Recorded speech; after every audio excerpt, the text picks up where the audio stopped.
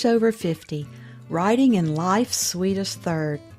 Authors Over 50's weekly podcast celebrates writers and their journeys to publication.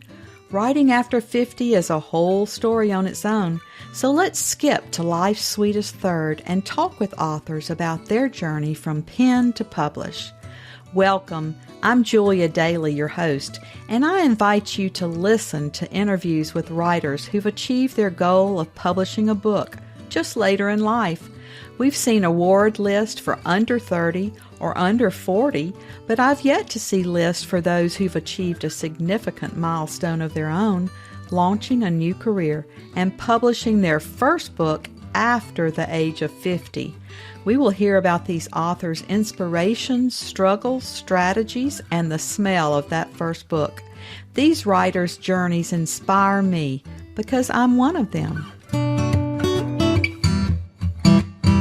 My guest today is the fearless and award-winning author of fast-paced contemporary women's fiction, tackling social issues often ignored.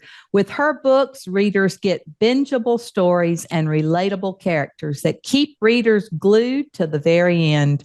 Her 9 book award recognitions span both of her titles, Love, Only Better, and What We Never Say, adding to her 3 media industry awards, including a MediaWeek All-Star. You can usually find her rearranging words into pleasing patterns while wearing grammar t-shirts at her home in Acton, Massachusetts. Welcome to Authors Over 50, Paulette Stout. Thank you. Thanks so much for having me on. It's a pleasure. Paulette, our opening question on Authors Over 50 is always, what took you so long to write your first book? Oh, that's a good question. It took me probably around 17 years to write my first book. And it probably took me so long because of the subject matter. It was about women's intimacy, and the main character's struggles were my own. And it was something that I went through, and it isn't something we talk about in polite society. And I just felt like I can't be the woman who shows up at the soccer practice who writes the sexy books. So I kind of waited until my last kid was out of the house. And then I'm like, okay, I can do whatever I want now. Well, I have to give a disclaimer here. I've gotten to know you by working with you on the Women's Fiction Day committee of the Women Fiction Writers Association. And I love your enthusiasm, your quick wit, and your ability to sift through and resolve issues efficiently. So I'm looking forward to our visit today. Oh, thank you. That's so kind. Thank you. Once you wrote that first book, how did you proceed? Did you search for an agent, decide to use a hybrid, a small press, or did you self-publish? Well, because it was written over so many years, there were various points throughout the journey where I'm like, oh, it's ready. It's ready now. And I queried, I tried to get agents, and I actually, had a connection to a very famous author who gave me a connection to their very famous agent who, I'm embarrassed to say received my book, but it passed on it back then.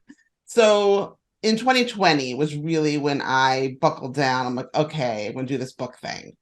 So I had gotten laid off from a job, and I started my own business, and I had the time, the flexibility, and, maybe it was, being over 50, it just felt like a little more empowered for some reason. So I just went and did it, and I ended up self-publishing at that point. I had started to learn about the different publishing paths, and the more I learned about indie publishing, I just felt like, wow, this really suits my personality, my impatience, and my need for control over lots of different aspects of my career. It just felt like it was a good fit for me. Well, that sounds like the answer from a lot of our authors over 50. We do want the control over our work, and there's so many options today for authors, but it is a huge learning curve to learn how to publish your own books. It's not an easy process.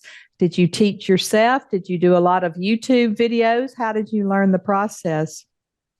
It is. It's like drinking from a fire hose, and you feel like you swallowed all you can, and then another one starts. So it definitely is a little relentless. But for me, it's worth it because once you learn it, you learn it. So I started by just, searching online for articles. And my initial articles brought me to the book and the website of Joanna Penn, who, for people who are in the indie author community, she's, like the queen of all things indie publishing. So I really just dove into her, and through her, I'd find other guests that would be on her podcast, and it just kind of spiraled out. And one of her guests was a man named Nick Stevenson, who has this whole course of like soup to nuts, do this and you'll be awesome. And I bought the course, and it really became the foundation for my launch plan for the first book, which began with running a prequel that I advertised on Facebook before the book even launched, just to start to build my newsletter list. So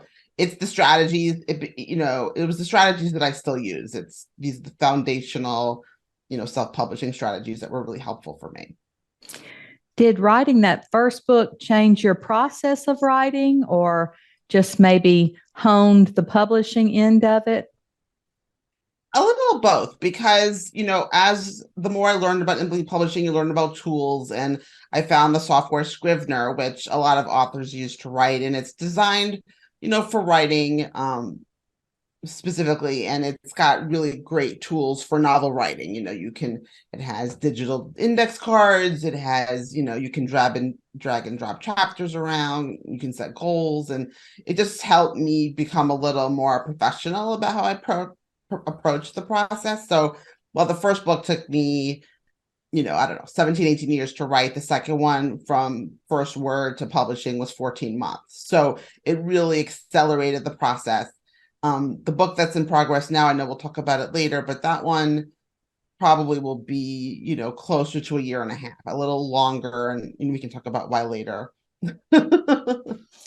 That's really going from a long, long time to write your first book. Was that because of the intimacy problems that you were experiencing, or was it because that, it was so difficult to talk about? I think it was a few things. First, I was writing as a fiction story, and people had asked me a few times, why not a memoir? And I was like, well, I wrote the book I wish I had at the time when I was going through those bedroom challenges, something that was approachable. All the books at the time were either really dry and clinical or really kinky erotica. There wasn't anything kind of in between that was, like an average reader can just pick up and enjoy and get some information. So I wrote the book I really wanted to have for myself. And I think the delay was partially because of the story itself. I had a lot of anger at the time, and I wrote it as a fiction story. And early readers were like, "Ooh, the main character's a little unlikable," And it's so funny looking at Rebecca now, because everyone loves Rebecca. She's really the sympathetic, really sweet character. But where she started, she had a little more of an edge to her, and I had to learn how to separate as a newer writer, who is the character and who is me. And I was kind of fusing the two in spots, and it made for some inconsistent characterization, which I'm gladly, once I remembered I am not the character. She can do whatever she wants. So that really helped me nail down what the story should be, and it's why I think it's done so well. It took the time to get it right. Do you tackle other social issues in your books? Oh, absolutely. I have a list. So my second book, which is, if you're watching, it's over my shoulder here, What We Never Say, it follows the same characters from book one. It's all my stories in my series right now are friends within the same universe. So we'll bop around from different people in the story. So this one has the point of view of Kyle, who was in the first book but did not have a point of view, and it really follows a Me Too story with a male survivor and a female aggressor, which is unusual. And some readers were like, does this really happen? And yes, it does happen. It just, no one ever talks about it. So, and that's something I like to do in my books. I like to have really entertaining stories that have an undercurrent of some social issue that helps to raise awareness for people who may not be aware of it or may have never even considered it before. As in the case of my second book, people are like, wow, I never really thought about it. And I'm glad that I know about it now. And others were like, yes, I have men in my life who went through this, and it's so nice to see that on the page. Well, Paulette, so many writers um, like us like to write. We want to be in our office writing. We don't want to be promoting ourselves, and there are so many challenges with publicity today, and even the big five require their authors to do most of their own publicity and marketing. Have you found anything pre-publication to your books or post-publication that worked for you, or maybe something that didn't work that you tried? So with my first book, I'm like, look, it took me almost 2 decades to write this. I want to go out with a splash. So I did hire a PR team, and they did, they got me out in the world, and I spent a lot of money. And I'm not sure, what the results were for that one. I hired a different PR team for the second book. Kind of held the budget back, but still very expensive. And that one was, I know that they did all they could, but it was still very disappointing results. PR is one of those things where you pay for the effort and not the outcome. So, and it's just very hard for indie authors to get airtime in major publications when you have a flood of books coming out from large publishers and from indie presses. So this time I'm taking a different approach. I'm not going to do PR. I've been really becoming a lot more involved on social media, which I know is a questionable activity for some. I enjoy it, and I'm trying to make connections with different, bookstagrammers and Instagrammers and influencers, and make individual outreach to people. And I'll also be reaching out to people who reviewed my book in the past and liked it. So I'm trying to make my own list and take it from there. I'm also going to do something more unusual from an indie perspective, is that I'm holding the book for several months after it's finished. So the book will be finished in by the end of September 2024, maybe right around when this episode's coming out, but I'm not going to launch it until February 2024. I'm sorry, 2023. So I'm holding until February so I can try to get some exposure to the library market, and like Library Journal and some different places, and see if I can get any exposure there, because I'm having some good success right now with libraries purchasing the audiobook of my book too. Did you narrate your book yourself, or did you get another person to do that for you? I saved my readers from having to listen to a nasally former New Yorker for 10 hours. So yes, I have a professional narrator who did What We Never Say, and she did a great job. She has vocal training, she does accents, and really it's like a dramatic reading. And I'm excited that she'll be recording the audiobook for my first book this summer. So that will be out probably late 2023. So I'll have the audiobooks for both, because it's a different experience. And I think people's habits have changed a little in recent years in terms of how they consume their books. And I know I didn't used to listen to audiobooks, and now I love it. I'm folding laundry, I'm cooking dinner, and I can have a book on, or a podcast like yours.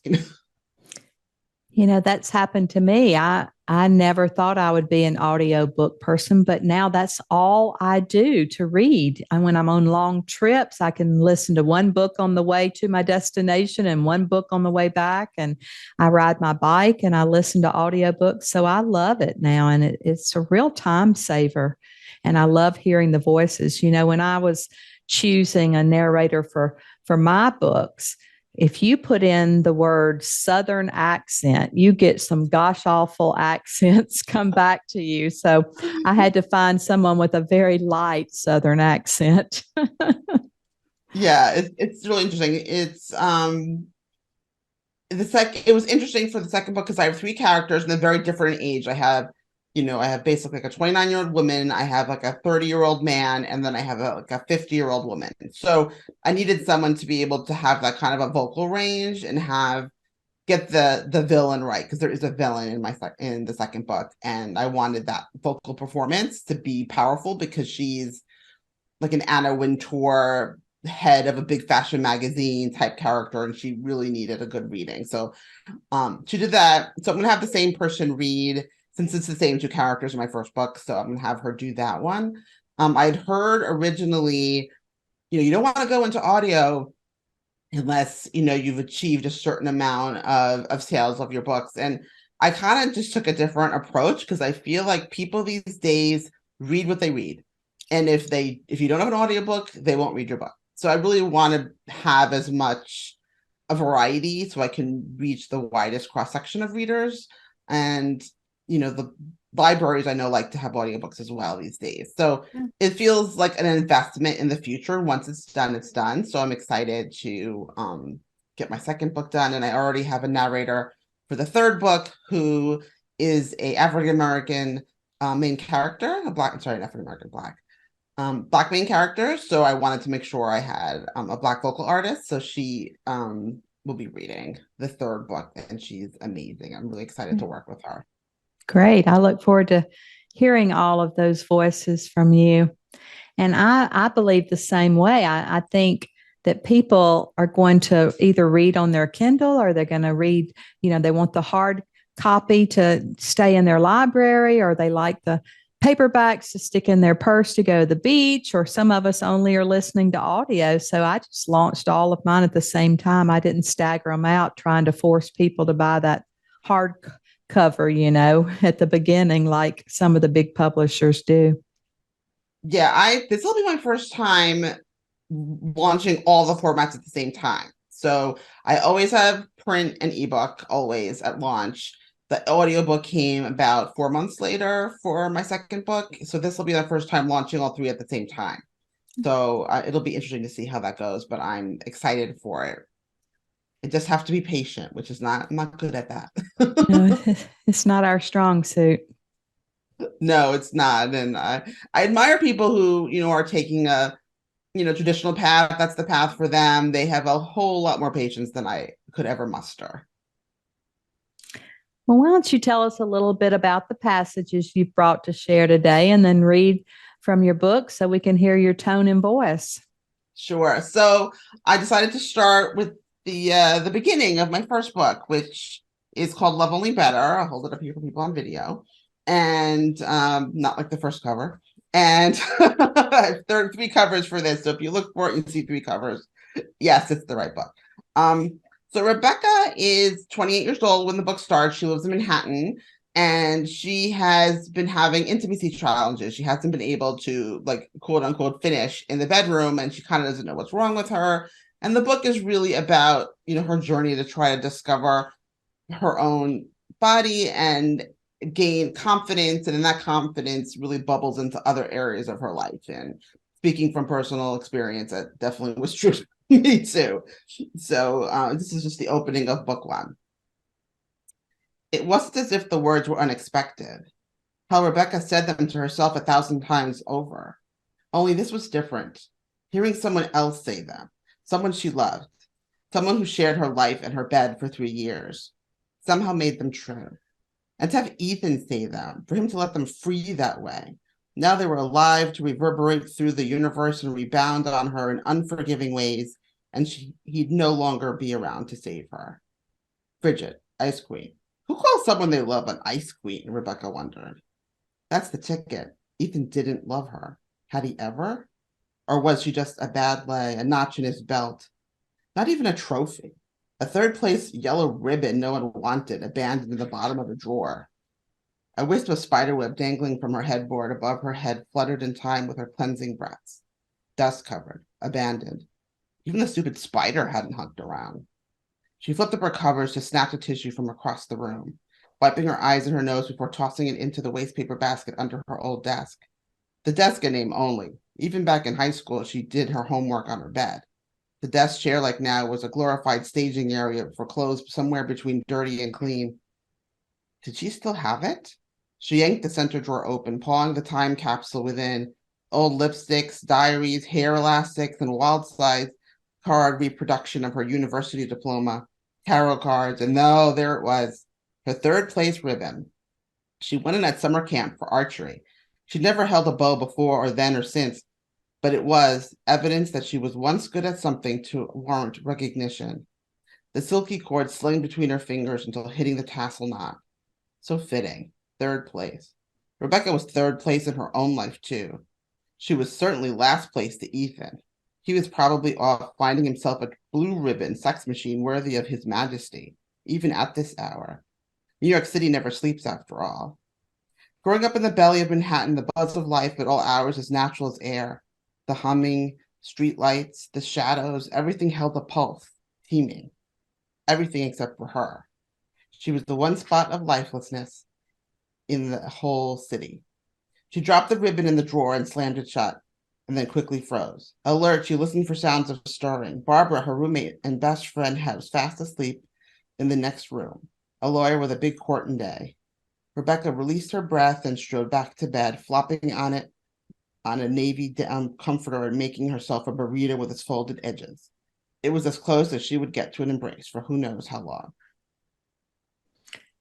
Wow, Paulette, you threw us right into such descriptive phrases. That was wonderful. Thank you. So the books are, that one, the first book is a little more soulful, because it's a painful experience, but there are, lightness and like kind of comic relief and hunky neighbor from next door. So there's lots of layers to the book, and everyone seems to, finish it and want to throw their arms up and cheer. So, well, great. I'm going to be doing that on my bike. Was there anything that you had to edit out of the book?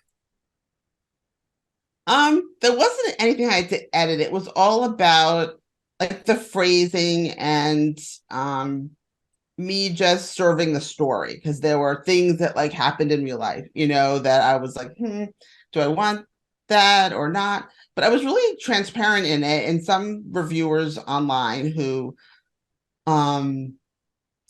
there's a medical sequence because I was in a study because I was so frustrated. I didn't know what was wrong with me. I did a medical study, and the medical study's in the book. So some reviewers were like, this wouldn't happen and this wasn't real. And I'm like, hey, everything on Rebecca's journey, I did myself. So when you read this book and you're like, no, I would never do this. Yeah, I did. I did.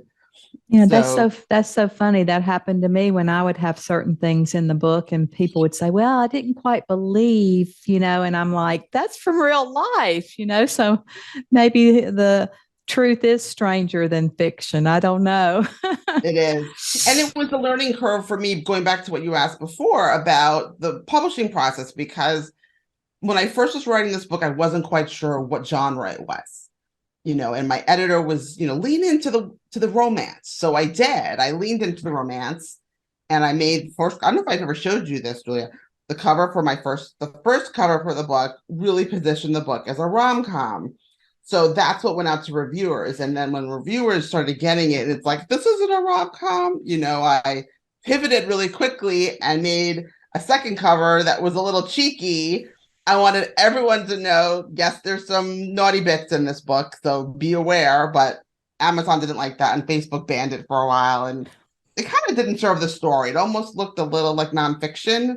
So then I came up with the third cover. So this is the cover now, and this is the cover for my whole series, and everything. I got the packaging right. It took me a little while, but having 3 covers in the first 4 months was a little chaotic, but now that it's been a couple years, I'm really happy I made the change, because you can, when you indie publish, if something isn't working, pivot. Don't stay with it wishing that it were otherwise. You talk about how important covers are, and I love that you had that experience and you can point to each one of those and why they didn't work. I mean, that'd be a great workshop in itself right there. Yes. It's funny because it's become something that, often comes up in interviews, because people are like, hey, did you have more than one cover for this book? I was like, yes, I did. But I think it's hard when people work on books, especially first books, like, a lot of your guests. It's the love of your life. It's the book of your soul, and you want everything to be just perfect. But you really need to be dispassionate about it as much as you can, because a book cover is packaging. It is like the outside of a Wheaties box. And If it's not selling, you need to change it. And the thing with books is that book covers are a promise, and you want to make sure that you're making the right promise to the right readers. So if your book, it's like a chocolate cake. If you bite into a chocolate cake, it tastes like blueberries. Blueberries are fine, but you were expecting a chocolate cake, and that's kind of what you get when you have a misaligned book cover on with the content inside. It's not that it's bad, it's that you're getting the wrong readers. Especially with the romance readers, because there are certain formulas that they expect. And if you don't give it to them, they will become irate. Oh, yes. I had such nasty conversations going on at Goodreads. And this was before a book launch, because the book was a super cute cover, and it attracted a lot of attention, and hundreds of people downloaded it. And it's still on shelves. People probably still have it. People have TBR shelves that, are long lasting, and people were upset. And I really was devastated because the early reviews on the book were really low. And I'm still recovering because there were a lot of those early reviewers who had the wrong cover. And I'm happy to say, if you look on the retailers, you have much higher scores from the people who actually bought the book, knew what they were getting, and enjoyed the story. It's won 5 awards now. So I feel validated that the cover change was appropriate. And I just have to suffer through the lumps of the early mistakes when it came to the book reviews. My books are totally different subject lines and totally different characters, but you mentioned that your books have this revolving group of characters moving through the books. It is a series. So the first book is about Rebecca. It's a single people story that, we just read. The second book is Rebecca and her boyfriend, Kyle, that she meets in the first book. And all of the friends are still there, but it really focuses on Rebecca and mainly Kyle's backstory. So there are some new characters that get introduced. Kyle's family gets introduced. Kyle's sister's getting married. So there's some new characters there. And in the third book, we focus on the character Barbara, who was Rebecca's best friend from the first 2 books. And each of these can be a standalone book. You do not need to read the other ones to understand and enjoy what's going on in each individual book. But there are some storylines that track through, Rebecca and Kyle from meeting to getting married. There are a couple things that flow through, but each book, I like to think of them as standalone connected books in the same universe. Okay, well, that's where I was getting confused. And your confusion is exactly why I renumbered the books, because I think it was my own insecurity about the content in book 1. I love book 1.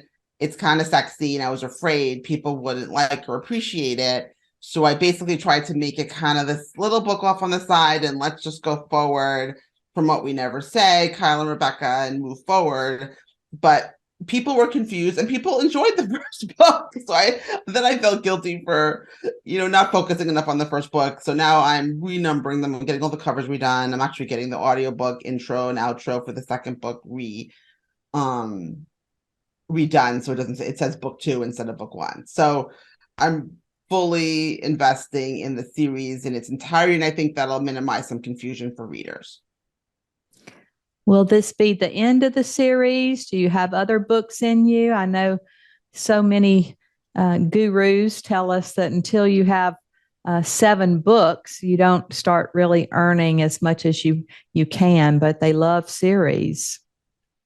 I'm going to keep going for a bit. I have the next book, Barbara, will be out, book 3, that tackles race and class with a Black protagonist with a male love interest who's white from a very poor upbringing. So you have an affluent Black woman and kind of a poor white guy kind of having a relationship. And that's that one. The next book after that will focus on the friend Leslie, the third of the 3 college friends. And that one will revolve around weight and body size. And there's another character, Vivian, that I may revisit in a book after that. And that one might touch on the expectations of women to marry and to couple. And, there are more and more professional women not getting married, and sometimes you show up to your friend groups and your family, and it's almost like you're you don't exist if you're not part of a duo. So I'm thinking of exploring that a little bit as well. That's as far as I've gotten so far. That'll be a great subject. Does your family support your career as a writer? I know that first book was probably as touchy as a memoir. You know, everybody who writes memoir and has family secrets that they expose, you know, sometimes their families are not quite as supportive as they could be. I mean, everyone's enthusiastic for me. Not everyone has read the first book. My adult son read the first book. My husband was horrified. He was like, "This is great." He called me at 10 o'clock at night. "This is so good, Mom." So my daughter reads my book and she kind of tried to figure out like what's real and what's made up. And so, but yeah, I mean, I have a lot of emotional support and enthusiasm for my work. And I have to be okay that, you know, some of my family members like read sci-fi, you know, and I was like, I don't write sci-fi. So, you know, it's part of one of those things where the books will never mean as much to anyone else as they mean to you. And you just kind of need to be okay with that. And if they love you, I guess that's the important part. What do you think writing success looks like to you personally? I mean, I think writing success for me is getting people having conversations about some of these topics and enjoying the stories, you know, finishing the stories. I do want to build a following, and I do hope that over time people will show up to my books and be like, "Oh, what's Paulette writing about this time?" You know, and they'll come because they enjoy my writing, the style of my writing, and they just kind of will just like show up and hopefully enjoy whatever crazy thing I've dreamed up. So I think that's what success will look like for me. Well, I saw you on TikTok yesterday, so you're really getting out there. I'm trying. My first live. Thank you for showing up, Julia. Well, I haven't tried TikTok yet, but it's a very popular platform. It is. And it's funny because I feel like, you know, in the early days, it was lots of people dancing around and doing silly things. And I had no interest whatsoever in that. But once Book Talk took off, it felt like as like a marketing minded individual, because that's what I do for a living. I'm in marketing, you know, it just felt like I needed to be there a little bit and give it a shot. So I've been enjoying it. I'm surprising how much I enjoy making videos and learning the algorithms, and you know, we'll see how it goes, but it feels like there's a lot more sober conversations of people just talking, you know, and reviewing books, and it's not people dancing around. And, you know, TikTok is starting an imprint. So that's the influence of books on TikTok, that they're actually starting a publishing arm.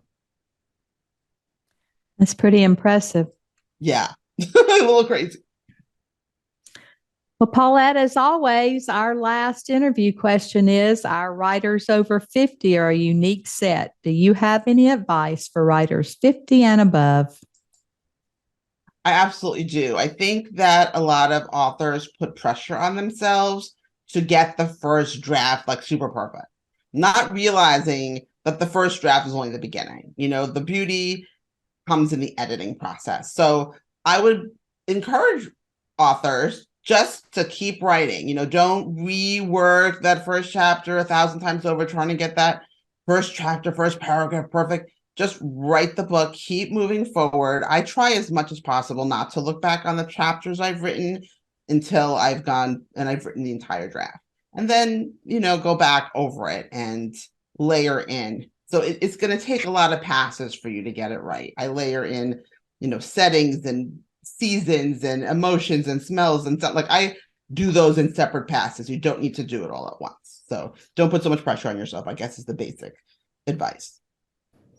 That's great advice. And I'm so happy to have you here with me today, because you are a brave woman who tackles very difficult subjects with grace and charm. And we're happy to say that you're now counted among our authors over 50. Thank you, Julia. Thank you for joining us today. Please look for Authors Over 50 every Thursday, when we will have conversations with accomplished debut novelists over the age of 50. Please subscribe and share with a friend, and check out my own publication journey after 50 at www.authorsover50.com. life.juliadaily, that's DAILY, like dailynewspaper.com. Until next time, keep reading and writing. And remember, it's never too late to fulfill a dream in life's sweetest third.